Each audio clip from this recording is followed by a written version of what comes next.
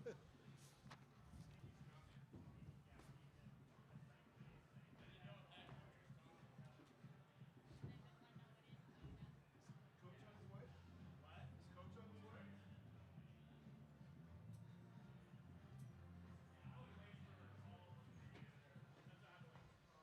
have to wait for Coach. So Latrell, at Fullerton, did you cross over with Danny Sprinkle at all? You didn't, okay.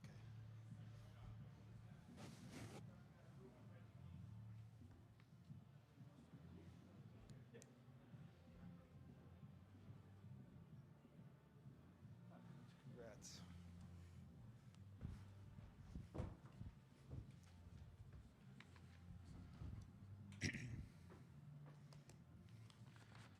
All right, we'll get started with the Alabama contingent. We have student athletes Latrell Wrightsell Jr., Mark Sears, and Aaron Estrada. Coach Oats will follow the standard protocol of an opening statement from Coach, followed by questions for student athletes. A couple of standard reminders: please silence your cell phones. When you ask a question, please raise your hand. We'll get a microphone to you. If you could please provide your name and media affiliation each time you ask a question, that would be great. If you're joining on Zoom, please use the raise hand function for questions. We'll get to those as time allows. One reminder: recording press conferences on cell phones or cameras in this area is not permitted. You can download all that from the NCAA Media Hub after this session. While we have student athletes up here, if you'd please direct questions to a specific student athlete, that would be great. That makes it easier for the audio folks. And we'll go ahead and take an opening statement from Coach Oats. Coach? Yeah, I thought our rebounding and defense picked up in the first half after we got down 6 when, Mo Diabate and Mo Wage came in and really got the energy turned the right way. We were having problems. We really had problems rebounding the whole game. They did a great job on the glass. You got to give them a lot of credit. I thought they played hard. I think Pat does a really good job.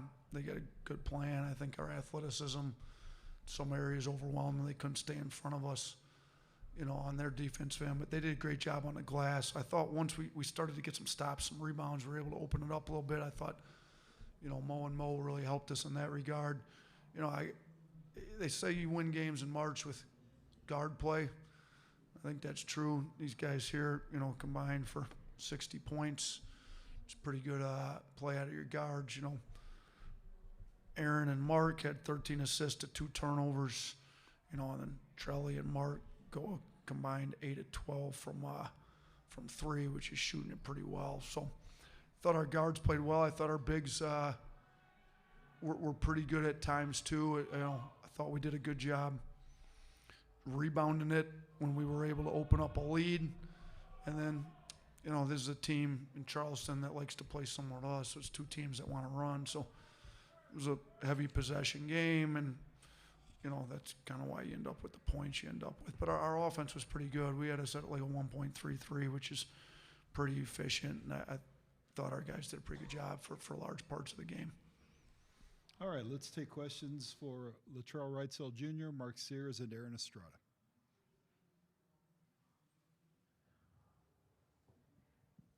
Tim Booth from the AP. Latrell, how's your nose? It's good. I feel better. It doesn't hurt that bad anymore, so I'm pretty good.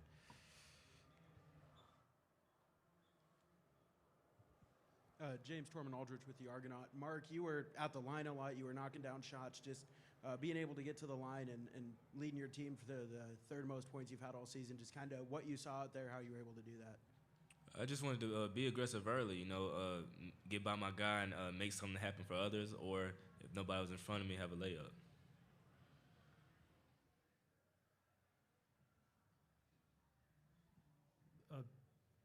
Mark, I guess for you, Matt Cohen, AL.com, I think you guys set another scoring record for, most points, something like that in the NCAA tournament game. Kind of what, what from your eyes, this offense has been such a high-scoring unit all season, what keeps making it work and now doing it in March?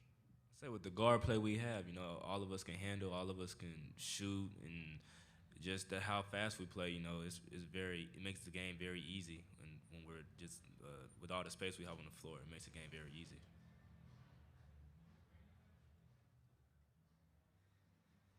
More question for Alabama student athletes?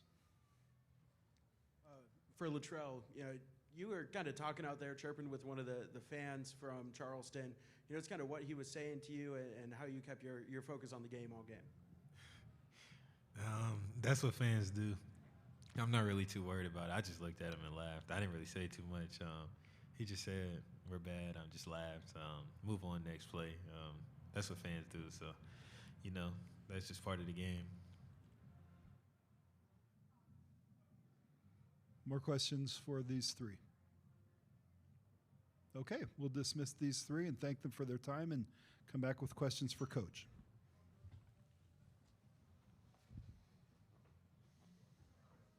Thank you, guys. Thanks. Thank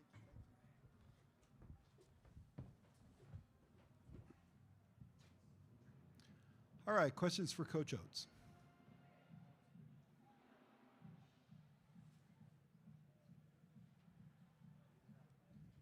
Coach, I wanted to ask about kind of the defense first. You mentioned kind of the first half versus the second half. I think it was like 34 points allowed in the first half and 62 in the second. Is kind of what, I guess, did you see that kind of was working in the first half that you maybe can build on, and then what wasn't there, I guess, in the second half? We've had this issue with this team all year. I think they play the scoreboard too much. We build a 31-point lead, and I'd have to go look and see what the last 7-8 minutes of that game, we just got up 31 and we quit guarding, which is a little frustrating, but it's not the time of the year to really kind of jump these guys after you just scored 109 points and then see a tournament game. So we're playing on Sunday. There's only going to be 32 teams left playing after tonight, and we'll be one of them. It's a big accomplishment. We're trying to be one of 16 playing left after Sunday, so trying to keep the energy positive. But yeah, we've had a tendency to play the scoreboard a little too often. So I think we played the scoreboard a little bit there in the second half, because I thought when the offense wasn't going well in the first half, I thought we did show a lot of maturity, because at times the offense is going great, relax, or the offense is bad, and we feel sorry for ourselves, don't play D. Like, the offense wasn't going very well. We're down, I think, 19-13, if I remember right, and we just locked in and got stops, and we're able to make a 10-0 run and another 12-0 run. So I think we showed a lot of maturity in that way to really guard in the first half, open up the big lead in the second half, and then it'd be nice if we didn't take our foot off the gas when we got up 31. But we're playing on Sunday. Colin Clark from the Spokesman Review. I know obviously leading the nation in scoring offense, so maybe not as much as surprise, but I'd just like to hear your kind of assessment on the offense overall. Seemed like pretty consistent, tough to stop throughout the game. What were you most pleased with on that end? You know what? When we took care of the ball, we were able to get the shots we wanted. I thought our pace was pretty good. We've got our own box score. The official box score has us 25-10 on fast break points. We like to play fast, attack them, and they do too, which we thought we could get them in transition. We had to make sure we got back in transition. So, we want to play fast. We like to spread the floor out. We like to open it up, take a lot of threes if they're available. We didn't take really that many tonight. They ended up taking 10 more than we did, but I thought we were able to get to the rim a lot and get out in transition. So, and teams think we really want to shoot, 43. We'll take whatever they give you. We're going to spread you out, and if they want to take us off the three-point line and open up the lane for us, I'm looking, we scored 46 points in the paint. So we can score it in the paint or score it from three, depending on what you want to take away. Coach D. Jackson, CBS 42 in Birmingham. When you guys got together in the summer, you touched on maturity and how this team has kind of grown. Can you touch on how this team has gelled from the time you guys first got together and how they've matured going into the tournament? Yeah, when this was a team that kind of got put together slowly over, I had 3 assistants leave and affects recruiting a little bit. Some guys left the portal, went to the portal late. Guys went to the draft late. So we didn't have the whole team ready, first week in June like we usually would. So we kind of added some pieces. We were able to get Grant Nelson midway through the summer, added Jaron Stevenson late. So I think they started bonding over the summer. We do a team retreat, right before fall classes start. So we did that in August. I thought that's when they really kind of got to know each other. And these guys are pretty close-knit. I mean, we've got Coach Murphy with softball came in, talked to our guys kind of midway through the season about he's got the big word mudita, which is kind of vicarious joy through someone else's achievements. And we've tried to make that a big deal. Like, are you as happy for, Mark or Trelli or whoever is playing well? Are you as happy for Mo Diabate that he comes in and he gets a lot more minutes than he typically would have got as you would be if yourself was in there? And I think these guys have embraced it a lot. I think when we've embraced it more than other times, we've been better. But I think these guys have grown together and really come to love each other and they want to keep playing together. That's why people compared this team to 2 years ago, because both teams' defense wasn't great. I think this team's different. I think they really want to keep playing for each other, and they got a bunch of really good guys that want to keep this thing going as long as we can. And I think we showed tonight when we're locked in, we can be a good defensive team, because we were a good defensive team for large parts of the night, and then they're obviously an offensive firepower. Charleston is, and if you take your foot off the gas on the defensive end, they scored a bunch of points in a hurry and made it look like our defense wasn't that good, when in reality I thought it was pretty good for a while. We've got questions on Twitter. Let's start with Dan Tortora. I'm sorry. Twitter, Dan Twitter or Tortora. Zoom? Are we taking questions off Twitter now? Yeah, Dan Tortora. Go ahead, Dan. Dan Tortora, wakeupcalldt.com. Coach, just what the most rewarding part? I know you said you're going to be in 32 teams of the 300 plus that are still remaining, but what's been the most rewarding part of this season up to this point in your experience with these guys?